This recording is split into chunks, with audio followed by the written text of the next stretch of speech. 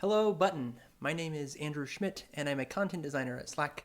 And I'm here today to talk to you all about a problem that I think we all face. Let me back up, though. About 4.5 years ago, I started at Slack as a UX writer. And when I started, there were 12 designers at the company, and 4 of them were going to be people I worked with. Now, those 4 designers had 2 things in common. One was that all of them had not worked with a UX writer before, and the other is all of them lived in Vancouver. Now, I live in the Bay Area, so that meant that I spent the first couple of weeks of my time at Slack kind of solo, isolated in a little soundproof phone booth at Slack HQ. It looks like this. That's not me in it. That's a coworker looking very lonely there, which is how I felt. I was just stuck in there. And I was stuck in there because I was on video calls with these 4 designers who turned out to be lovely people, each and every one of them. And we spent those first couple weeks just talking about how we wanted to work together. We talked about, how should a UX writer fit into the process, and what were they looking for from me, and what could they do to help me out. And it was great. I really valued the fact that each of these 4 wonderful people was willing to take time out of their day and also to rethink their own process to fit me into it. I had no idea how lucky I was at the time. But I was lucky, and I've never had it that good again, to be honest. So that's what I want to talk about today. I think that a lot of us face the challenge of being a UX writer or a content designer at a company where UX writing or content design is a new thing. And the people at that company, the designers, the PMs, just everyone, have their way of working kind of set in stone already. They have habits, they have a way they like to do things, and it's never involved UX writing before. So we've got to find a way to kind of worm our way in to their existing design process. Now, usually I like to give talks that are about topics that are much more evergreen. Things that you could look back on in 5 to 10 years and it'd still be relevant. But honestly, I really hope that what we're going to talk about today won't matter in 5 years or 10 years, surely. I hope that this isn't evergreen, because I hope that eventually every company that does design well will do content design well also, and they'll be kind of one and the same, as they should be. But that's not the state of the world today. So this talk is called Pencils Down: How to Stop Copywriting and Become a Partner in Design. And what we're going to go over are some tactics that I've used, that I found success with, that'll kind of help you wedge yourself into an existing design process. I got a lot to cover today, so we're just going to dive in. There are sort of 3 categories of topics I'd like to talk about. So the first one is tactics that are about the way you talk, the way you present yourself, the way you pitch content design and pitch yourself as a design partner. The second are about the way you work. Once you've actually sort of gotten yourself into the process, what do you bring to the table? What do you have to offer? What does it mean to bring a content-focused perspective to design? And then the third is just about the vibes you bring as a colleague and collaborator and coworker. So cool. Let's dive in. Talk is cheap, right? And I mean that in a bad way and a good way. The good thing about talk being cheap is just that you can do it. You can do it all the time. Later today, I'm going to be covering tactics that involve a lot more work, but talk you can just do. And one of the most important things you can do in the way that you talk to your team is you've got to get good at pitching yourself as a content designer and pitching content design as a practice. You've got to really perfect your elevator pitch. We need to all get good at answering the question that we hear a lot, which is, what's content design anyway? I thought it'd be helpful for me to go over a pitch that I use. It's one I've used for a long time, and I think it's pretty good. And you are welcome to steal it wholesale or just take the parts you like and remix it or whatever. But this pitch has worked for me. And I think a good thing about this pitch is that it does 2 things. First of all, it makes it clear that content design is valuable, and that if you do the work of including it in your design process, you'll wind up creating better work. And then second of all, it kind of makes clear that content design can't just be a thing we do at the end. It's not just copywriting. Anyway, here's my pitch, okay? Brace yourselves. It's not hard to write good UI copy. Stay with me.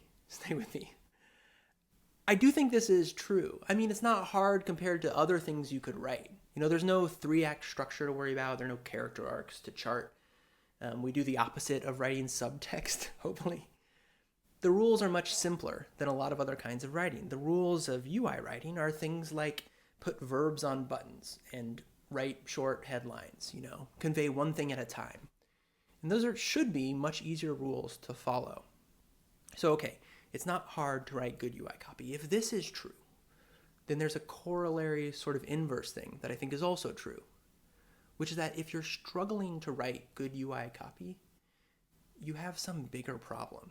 There's something else wrong with your experience, with the way you've sequenced the user flow, with the way you're explaining concepts.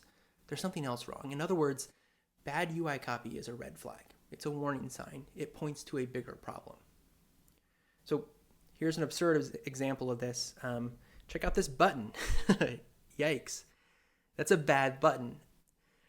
And look, it could be written a little bit better, right? You could write the label a little shorter. You could put some copy above it or some copy below it that explain like what's going to happen.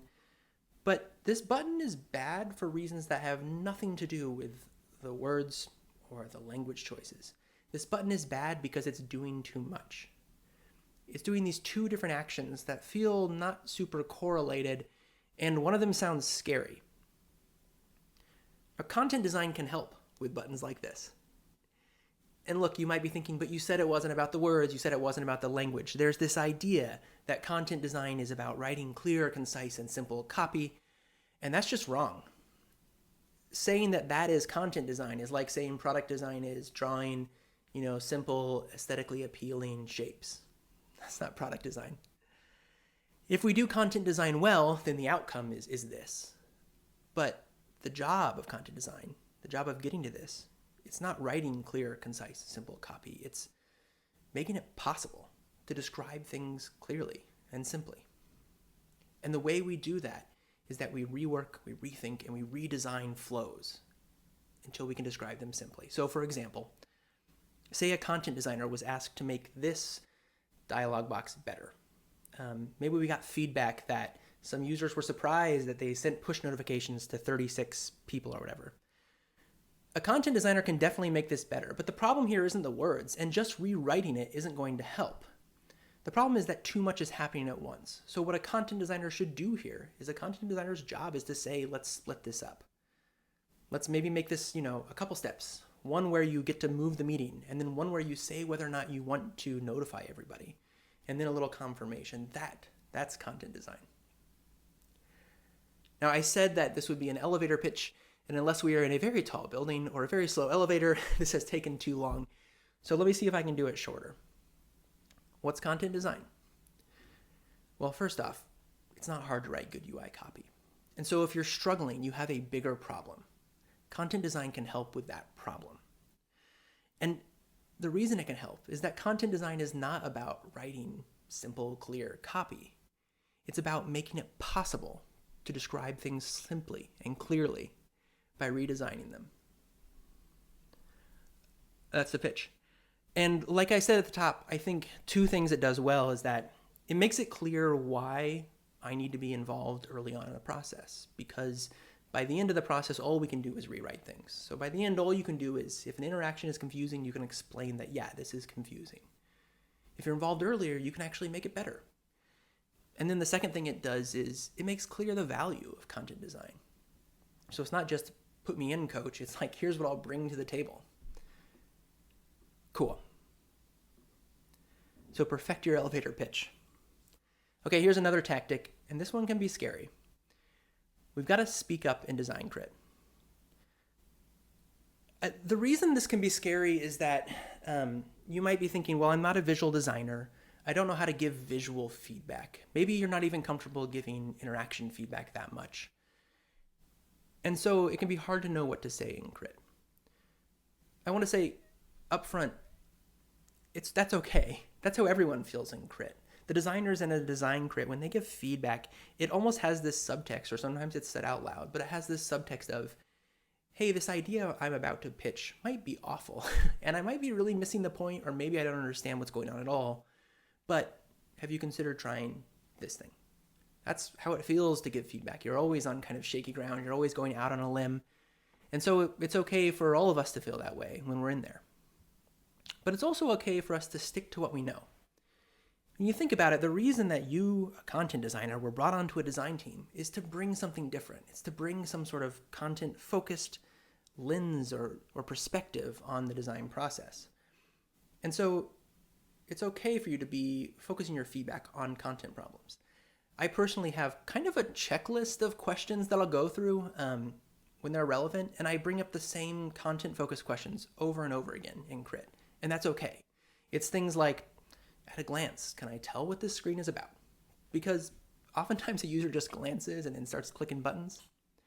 Or can we find consistent language for this particular action or for this concept? Because things that are consistent can be learned and they're more usable. Even kind of esoteric things like, does this flow make sense as a conversation? Does it start with the basics, then build to more complicated stuff? And of course, my favorite, what's the user feeling here? Are they frustrated and we need to support them and help them through this? Or are they laughing and we can laugh with them? Or are they celebrating? What are they feeling and what should that mean for our work? I use these questions and a couple more just over and over again. So much so that it's almost a joke. Recently I was going to miss a design crit, and so I posted this message in channel. Here's the feedback I prepared in advance. Choose whichever feels applicable. And then Vivian immediately made the joke that we should just get a Schmidt bot. So I'm going to lose my job to the robots, but hopefully you don't have to. Anyway, speak up and crit. The reason we do this is simply that if we want to be partners in design, it's got to be apparent that we have design opinions that are worth listening to and thinking about. And the first step to doing that is just being a part of the conversation. Cool. So the way you talk. Perfect the elevator pitch, speak up and crit, and finally, of course, gently pry the visual design hammer out of the tightly clenched fists of your most talented design partners, because not everything is a nail. Yeah. So when you start asking questions about content in Crit, you'll start noticing something. You'll start seeing content problems kind of everywhere. You'll start noticing that designers are kind of struggling to fix them, to grapple with them. They oftentimes don't have quite the language to talk about it or quite the methods to address it. And the most shocking thing is you'll start noticing cases where entire projects should have been led by a content designer. They should have been approached sort of content first. So the classic example of this at Slack is one time one of our content designers was asked to write onboarding copy for a new feature. And specifically, she was asked for 3 blurbs about it. And she said, well, I mean, it's a small feature. I don't really have 3 things to say. I could say one thing about it. And she was told, no. We need 3 different blurbs about this feature. And she said, well, why? Why do we need 3? And she was told, well, there are 3 screens in the mock, so this is obviously bonkers and nonsense. There's no way that we should be writing copy just because there's a container for it. Sometimes things should be approached content first. And so a good question to just start asking when it's appropriate, when it's applicable, is, should this have been content first? And what's cool about this question is 2 things. One is that it kind of challenges some unspoken assumptions that I think a lot of design teams have. Specifically, the assumption that you're kicking off a new project, you maybe define the problem a little, and then a designer starts designing, right? This kind of challenges that assumption. Maybe a content designer should be in there. But then the second thing that's great about this question is that it is surprisingly catchy. Other people in your organization, even if they don't have a strong sense of what content design is, most people can tell when there are like a lot of words in a feature, or when the real challenge is explaining the concept or something. And so this is actually a pretty easy question for other people to start asking as well. And after a long time of our team at Slack asking this question, finally now design leadership is asking it too. When something gets sent to them for review, if the content's all over the place, they'll often ask this question. And I'm telling you, if your design leadership is asking this question, you are in a very good place. Cool. Some tactics about the way you talk. First of all, perfect your elevator pitch. Second, you've got to be a part of the conversation in design crit. And third, start asking that question, should this or that project be content first? Cool. Next, we're going to talk about the work you do and some tactics related to that. So this is really about, you've pitched yourself as a content designer, you've sold your cross-functional partners on the idea that content design is worth doing, and now you find yourself inside some poor designer's Figma file, maybe working in a corner if they don't trust you yet, maybe you're touching the actual mocks, but you're in there, and now it's time to deliver. It's time to bring that content-focused perspective you've been talking up. So what do? The first thing is simple. Look for those red flags where the UI copy is struggling and fix them. And I know we talked about this a lot earlier at sort of a high level, but I wanted to get down to brass tacks. And I thought it'd be helpful to share an example of this. So really recently, I was working on Slack's sign-in flow. And Slack's sign-in is complicated for reasons that aren't worth going into. Our account structure is very weird. Any one person can have a bunch of accounts with a bunch of different email addresses on a bunch of different Slack workspaces. And the sum of all this is that when a user goes to slack.com and clicks sign in or get started, it's often actually hard for us to tell what they want to do specifically, what they want to sign into, or whether they want to make a new Slack workspace or a new account or what. And so I was working recently on this problem, trying to improve our sign-in flow. And I was working with a lovely designer named Kyle. And Kyle sent me over a mock of a screen, and he just said, what do you think of this? And so I looked at it. And the first thing I thought was, it kind of echoes back to one of those content questions, which was just, at a glance, can I tell what this screen is about? Because if you look at that headline, it's a little muddy. Create something new sounds good. I like the sound of that, but it's pretty vague. Or join your teammates, which also sounds good. It's weird I have to choose between the two of them because they're both good things. But so I keep looking. Maybe I'll look at the UI and see what it tells me. But there are kind of just a lot of buttons there. I'm not really sure what the main thing to do is or what I should do next. And so my immediate reaction was to start thinking about, is there a different way we could structure this page? Because that headline is a red flag. So I started thinking, what's the user expecting to see? Is there any way we can tell what did they intend when they came to this page? What were they hoping to get out of it? And if we can figure that out, could we prioritize the content of the page to match that expectation? This seemed promising to me. It kind of seemed like, there's something here. So I dove into Figma and I went deep. And you don't have to look very closely at this screen, but I basically made this sort of outline of these two columns. On the left, I started picking away at what are the things we know about the user, either about the last thing they clicked or the state of their account.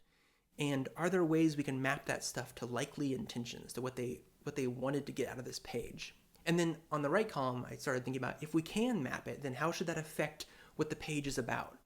And I started to hone in on this idea that it could be a single page, but it could sort of flip the priority of content on it based on what we thought the user wanted.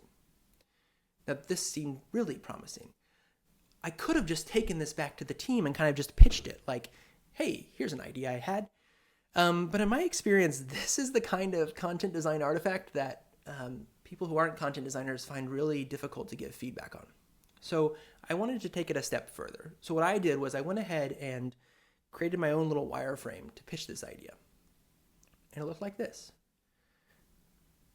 The idea is, it's a single page, but if you come in and we think you're trying to set up a new Slack workspace, we focus on that. We give that action its own space at the top. We give it some visual prominence. Maybe, I'm using a rectangle and a big drop shadow. And then everything else in the page is sort of secondary. It's below. It's other stuff you could do if you wanted, but there's one focus for the page. And then on the flip side, if we know that the user wants to actually just sign back in, then we reverse it. And now the top of the page is about signing in, and the secondary action below is like, well, you could start something new. This seemed pretty good to me. And I decided to go ahead and share this with Kyle. Now, whenever I share stuff like this with a designer, I always want to say and make sure they know that I'm not actually pitching a visual direction here. I don't know how we should draw draw the eye to the top of the page. I don't know how we should visually emphasize that stuff at the top. I just know that we should somehow. So it's up to Kyle, I don't know how he wants to visually emphasize it. I've used a big box and a drop shadow. It probably won't be that. But in some way, we need to be able to give it prominence over the rest. And so Kyle and I started working, and we came up with this. And it's lovely. I think it's much clearer what the page is about. I mean, if we think back, that red flag was the headline, right? Well, look at the headline now. It is to the point. It says one thing: create a new Slack workspace. There's no question about what it's about.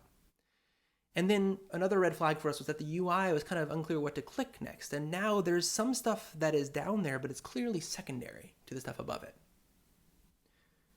So flagging red flags, what's the process look like? Well, you find some place where the UI copy is kind of struggling, where you can tell it can't quite do its job well. And then you rethink and you redesign and you change stuff and you make it possible to write something much clearer and much simpler and much more to the point. Then usually I create a lo-fi mock of that so I can share the idea a little better. And then if I've sold people on it, I work with the designer to make it really good. That's content design. Cool. Okay, so next tactic about the work you do. This one is really neat. I think it is a little hard to describe, but I'm going to try my best today. It's good to be conversational. So what does that mean? I think designers and content designers, we all have this bad habit of falling into the trap of thinking about multi-step flows as a series of individual pages. And so we'll make the first page really good, and then we'll make the second page really good, and then the third one will also be good, and then if we make them all good, the whole flow will be good. And I think that's a little bit wrong. The lived experience that a user has when they go through like a multi-step flow is not about a series of individual pages. It's much more of a single whole thing. It's much more of a piece. And I think the experience is almost like a dialogue, like a back and forth. The computer asks them a question and then they answer. And then they get asked a question and they answer. And so what starts to get interesting here is that if we as content designers approach this as a conversation, as a dialogue, then I think we can make some stuff that's really good. And so this, I think, is one of our roles. Content designers design the conversation, when there is one. We give it a voice throughout, and we give it sort of a sense of purpose, a sense of direction, a feeling that like this is going somewhere. And usually to do that, you start by writing it out. So recently I was working on Slack's onboarding, and I had this idea that, onboarding is exactly this. It's questions and answers. It's a back and forth. It's a dialogue. And so I thought it'd be interesting to try writing out what that conversation is like, almost as if it were happening between two people. So I wrote something like this. Slack gives your team a place to talk and work together. Sound good? Sounds good. First, what's the name of your team or company? Acme Inc. Next, who's on your team? Anna, Stuart, Natalie, Last thing, send a message to kick things off. Okay, hi everybody, just trying out this Slack thing, something like that. This conversation felt pretty good to me. It had a nice kind of consistent tone throughout, kind of felt casual, but not too long, not too lengthy. And the sequence felt pretty good to me. It started broad. It started with telling you what Slack is about. And it's for teams. So what's the name of your team? Okay, so who's on it? It kind of starts broad and narrows down, which I think is what a good conversation mostly does. So I decided it'd be cool to just take this text verbatim and throw it into some design mocks. And this is how it looked there. So here's the Slack UI. You're creating a new Slack workspace. You land in there. You get waved at. Slack gives your team a place to talk and work together. Okay, sound good? Sounds good. First, what's the name of your team or company? Type it here. Cool. Next, who's on your team? Emails go here. Okay. Finally, send a message to kick things off. Say hello or whatever. And then you send a message and then you land in Slack. Lovely, you've sent your first message, blah, blah, here's what Slack's about. And notice I just read the headlines there. There is something interesting about the fact that when users are going through a flow at sort of user speed, I think they tend to just read the bits they need before they start punching buttons. And so when you're thinking about things conversationally, the first thing you do is focus on the words that matter, the words that are most likely to be read.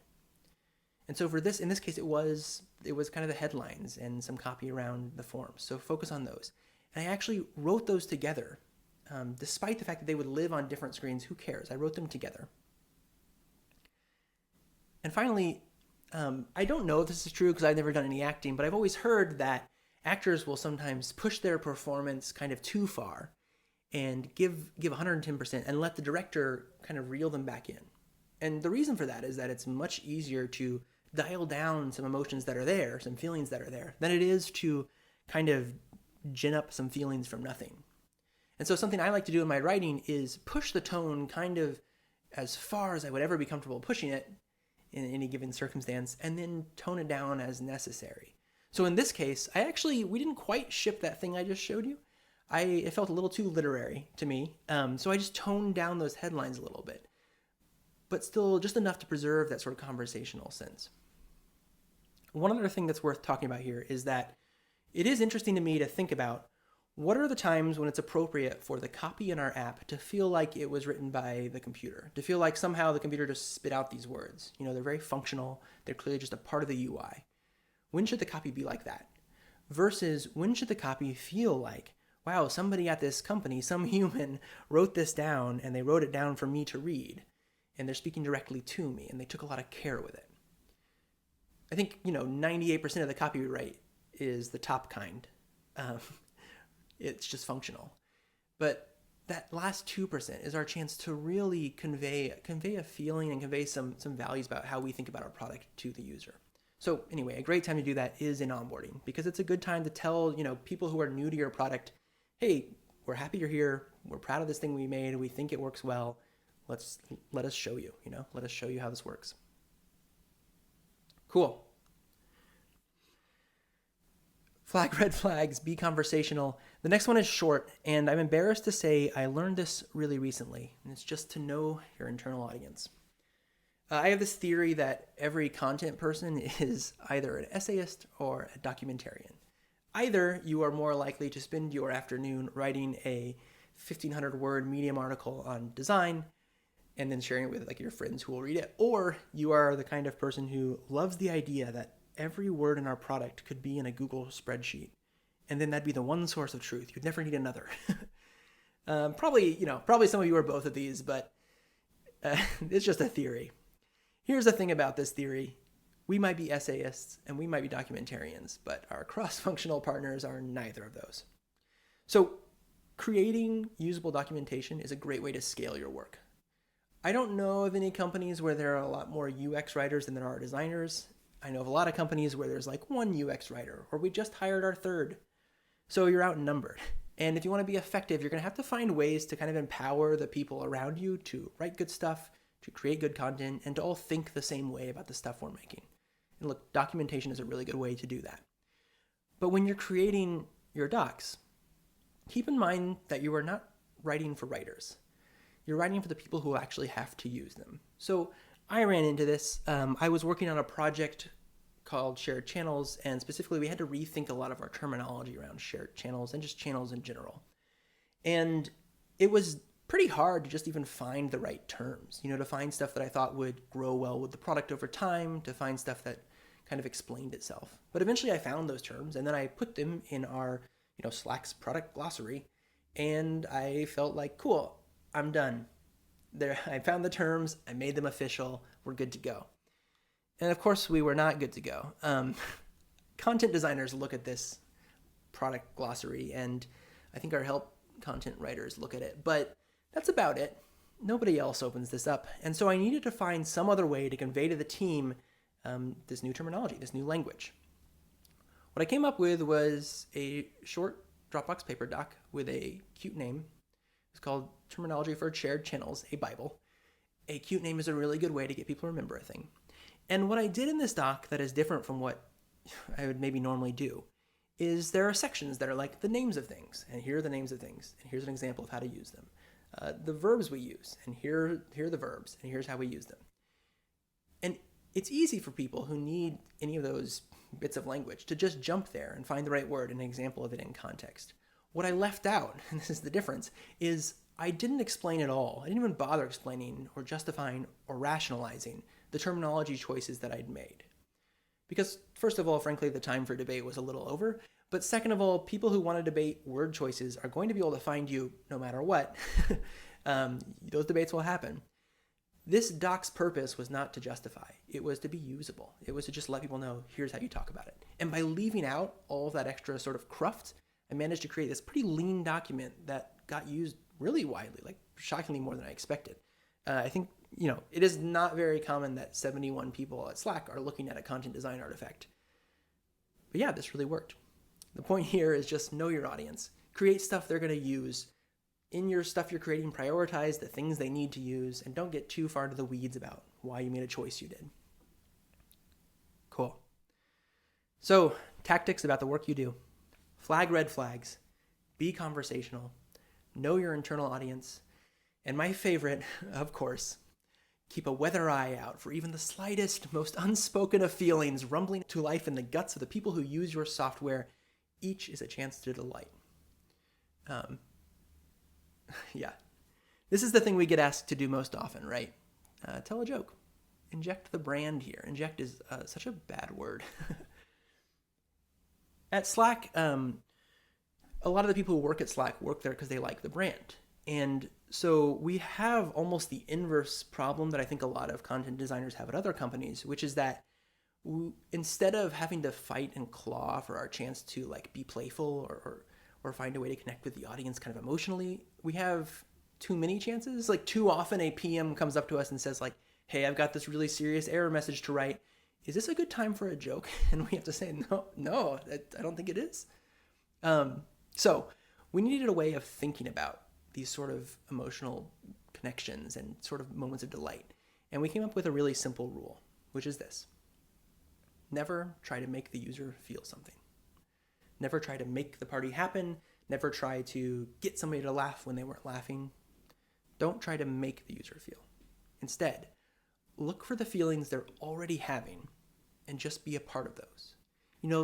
Maybe you can just lean into it a little bit, or even just laugh when they're laughing, or shine a light on the fact that they're having fun. That's all you have to do. When you approach things this way, you can make connections that feel much more genuine and much less like, oh wow, the writers at Slack really wanted to crack a joke today. So some examples. In Slack, there's a screen called All Unreads, and it's exactly what it sounds like. It's all your unread messages, and you can sort of go through and quickly mark them as read, and then at the end, you have none left, and you have an empty state. So I was working on this, and I wrote that empty state, and what I wrote was, no more unreads, which is true. That is true. And then a wonderful woman, and one of the best writers I know, Anna Picard, said to me, hey, that's fine, but I think that there might be a chance to do something more here. And we started thinking about, when a user gets to this point where they've cleared out all those unread messages, what are they feeling? Maybe they're feeling a little bit of a sense of relief, like, phew, I'm glad that's done. Maybe they're feeling like, finally, now I can do the real work. I got all that out of the way, now let's do some real work. And so if they're feeling those things, maybe we can write some empty states that play to those things. So we came up with a bunch, and they kind of cycle through randomly, and they all hit either, congrats, you've cleared out your unreads, or what do you want to do now that you have time and space? Things like, that's that, you're good to go. Or all caught up, what's next? Everything's sorted, let's start something new. And then since we had a bunch of random ones going anyway, we have a few that are just bizarre. My favorite is, you're all red, here's a tractor. But these are great. I can tell these are good because Twitter liked them. So one thing to say here is that when you are creating one of these moments of delight, it is good to not be too one note. To not just celebrate, not just confetti, but do something a little more nuanced. Have a clearer, more precise sense of what kind of message you're trying to get across. So in this case, we had this sort of dual message. One was like, congrats, you're caught up. And the other was, what do you want to do now? And the reason you do that is because it just feels much more real, much more honest than just, confetti or whatever. Another example of this, in Slack, you can search for things. And I worked on this team for a while, and this team was always adding new functionality, which is great. And so we had this placeholder copy originally when you clicked into the field that said, search messages and files. And then they added some functionality, and so it was search messages, files, and channels. And then they added some functionality, and so it was search messages, files, channels, people, and apps. And it became clear that we couldn't just keep listing things forever. So what do? We could have just trimmed it down. Maybe it's just search Slack. But I started thinking, what are you feeling when you start a new search? Are you feeling anything? Maybe you're feeling nothing. But if you are feeling anything, I think you're feeling either just sort of curiosity, just I wonder if anyone else here has had this problem before, or I wonder if anyone else has the answer that I need. Sometimes it's curiosity, and then I think other times it's just, where did I put that thing? Like, I know I put that thing somewhere, or I saw it yesterday. Where is that? And so if you're feeling things, maybe we can play to them. And I came up with a bunch of strings that kind of play to them. Things like search far and wide, or just surely that's around here somewhere. Or my favorite, delve into your archives, seize upon the answers, rejoice. We wrote a bunch of these. We wrote these as a team. We wrote a bunch of them. I think there are like 20 some in the product. And this is a lovely side story. The engineer who worked on this, actually, he created the system so that the strings appear in a random order, but you don't see one twice until you've seen all of them once, which I just think is lovely. One more example of this. In Slack, you can leave emoji reactions on a thing. And so at some point, we were asked to write error messages for when people leave too many emoji reactions. And man, what a bummer of an error message. Like, you're having fun, you're like putting all these emoji on there, something really exciting must have happened. And then we come in just like, hey, that's enough. Like, such a buzzkill, right?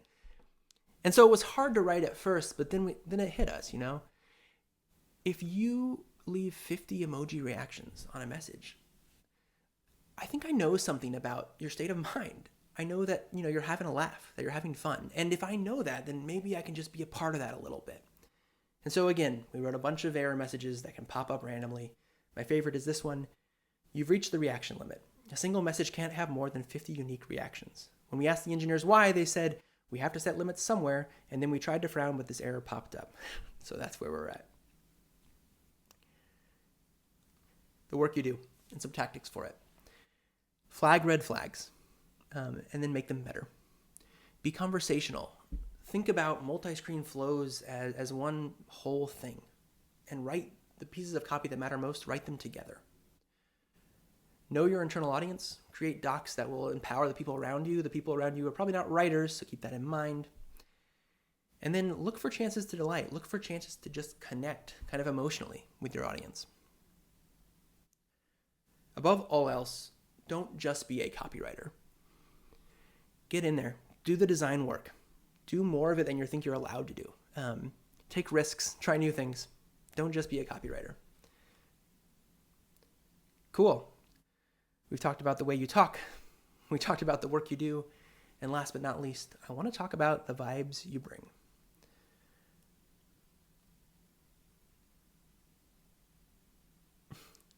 Yeah, there are no slides for this one. Because it's a little too fuzzy for that. And because it's about our place in the universe, or at least our place in the workplace. Something I have been thinking about recently is I have these few coworkers, these few collaborators who are my favorite people to work with. And it's hit me that I think they all have something in common. And the thing they have in common is there is something distinct about the way it feels to work with each of them. They bring a distinct vibe. They bring a distinct attitude. So there's this wonderful designer named Matt, and Matt's thing is that he will try every possible iteration of a design before he settles on one. And that's great, because when I'm working with Matt, I know that no idea will be too weird to try. If I pitch something really out there, he'll say, yeah, we should definitely mock that up. And then we will. And that's lovely. There's a project manager I used to work with named Jamie, who, when Jamie came onto a project, and it was always the projects that were kind of falling apart at the seams, but when she came onto a project, it felt like half of your job was gone, because you no longer had to worry about what should you be working on, when should you work on it, what's highest priority, and when is stuff due. She would do that for you. She had such an ability to organize everything. She'd just give you a list to do this stuff, and you could trust her, and that was great. And then, of course, one of the best writers I've ever worked with is this woman who, when she comes into a project, it almost feels like a whirlwind, like everything you've been doing is blown to bits for a while, but then she stays and she helps you reassemble it, and in the end, you have the ideas you started with, but better than you ever thought they could be. And she brings that energy to every project she's on. And the reason I say this is just, many of us are going to be one of the first or one of the few content designers at an organization. And so we have a chance to create this first impression about what does it mean to work with a content designer? What should you expect from that? not just in terms of artifacts and in terms of deliverables, but also in terms of how does it feel and what does a content designer bring to a project.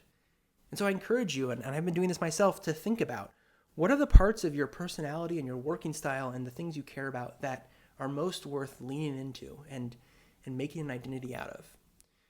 Because I think it'd be great if each of us kind of left an impression on the people we work with. Let them know, like, this is how it feels to work with a content designer. Anyway, bring good vibes, y'all. That's all I've got. Thank you so much.